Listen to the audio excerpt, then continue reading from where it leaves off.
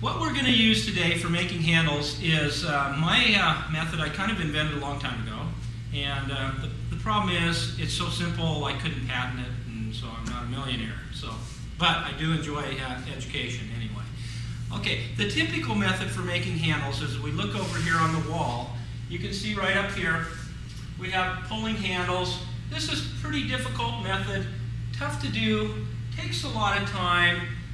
Basically what you do is you get some clay and you keep working it. Similar to most of us who lived around farms, at least in this area, we know how to milk cows, goats, etc. kind of things. But that's the method of doing it. You work the clay and you work it, then you fold it over, let it dry for a while, wait till it's leather hard, apply it to your pot that's leather hard. It takes a lot of process time. I've never really enjoyed the process of making handles because of the time constraints on it. So we came up with a different method. We're going to use a slab roller. Okay, this is a Robert Brent flatbed roller, and what it does is it just takes clay and you put it here and this rolls over it and squishes it out flat. Well, depending on how thick and thin you want your clay, you can use these little boards here. We always use the canvas one on top to work out of, and then underneath they have different sizes of boards. As you can kind of see, they're different thicknesses, and you can pull those out to lower the bed to make the clay thicker. I find that pretty much with most of these wedges in here is the right positioning or right distance for making handles. What we're going to do is I'm going to lay all of my supplies up here real quick, and it's a fairly simple method. And we'll put our pots. We've got 3 pots we're going to work on today. 2 of them are mugs, and then the other one was the lidded jar that we're going to work with. Okay, generally we've been always using recycled clay. I'm going to use today, we're going to use this bag of clay. This is exactly the same kind of clay that we've had, but it's been pugged, put through a blending process, and aged. You can actually kind of see all these little flecks in here. That's mold. Mold on your clay is a good thing. It means it's aged really well and it's very plastic. The clay that we use isn't quite as plastic. You know, it's the difference between driving a Volkswagen and a Cadillac. Obviously, Cadillacs are expensive. Volkswagens aren't, so we use a cheaper clay. We can still get the job done. But when you want to do handles and things that are fairly delicate and we have to bend them a lot, need a lot of plasticity to them, then we're going to use what we call handle clay. We buy bags of this and we only use it for making handles on things. Very good clay body to work with.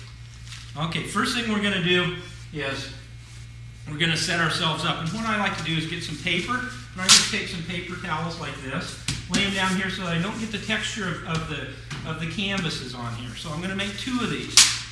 The neat thing about working with this kind of clay is that we don't have a time frame that we have to worry about to let the clay dry to catch up.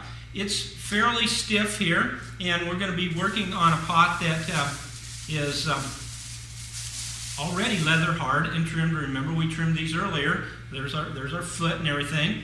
So we're going to have it all put together here for us. We're going to use some of this clay. And the way I start is I make things that I call like little carrots of clay. And it doesn't take a whole lot of clay. This is about as much clay as you're going to make for 3 or 4 handles. Where if I was to pull that, I'd have to get a big thing and pull a big long handle out of it. So first of all, we don't waste a lot of clay. So we're going to make a carrot. And all it is just something like this. And we're going to make some different sized carrots. And a carrot goes from thick to thin. If we remember from our gardening, we've got carrots that look like this. So what we're going to do is we're going to place it on here and give it a little pull. Well, I'm now going to make a number of different sizes of handles, thicknesses, so that I can find which one is going to work with each one of my pots. At least on these 2 that we're going to do right now. So I'm going to make about 4 handles. So it won't take very long. And you'll learn, and I'll show you, here's what usually happens with our beginning handles. We go, that looks like a good carrot right there. And I'll put your good carrot right there. Sometimes they turn out kind of interesting, so you may use them anyway. But we want to go from thin to thick and make it a nice transition. We're going to use the ideas of repeat and repeat on things. There we go. We're going to make another one. See, it doesn't take very long to make a number of different sized handles. Now we've got them lined up on our slab roller right there. I'm going to set them right in here. I'm going to take this other bottom one out from under there. Whoops. Better realign those. Clay has a memory. Kind of interesting. If I was to throw a pot on a wheel, and I would be spinning it around like this, and if I stopped it and I put a little line right there, and I came back to it a day later, that clay would have unraveled itself. Okay? So if we know that happens, then we know that there's a force that wants to twist it back the way it originally was. So that's one force working against. Now if I'm pushing this clay this way, it's going to want to go back this way. So then, now we also know that we have another force of, if we apply a handle, we've got not only this kind of twisting backwards, but we've also got this kind of push and pull. So it's real imperative that we score and make these handles work really well together.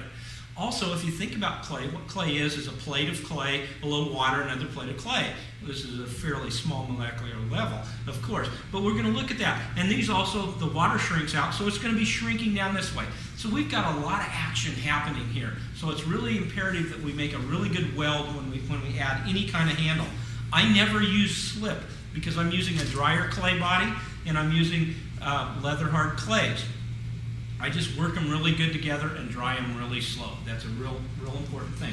Okay, now let's get back to our handles. We've got our handles right here.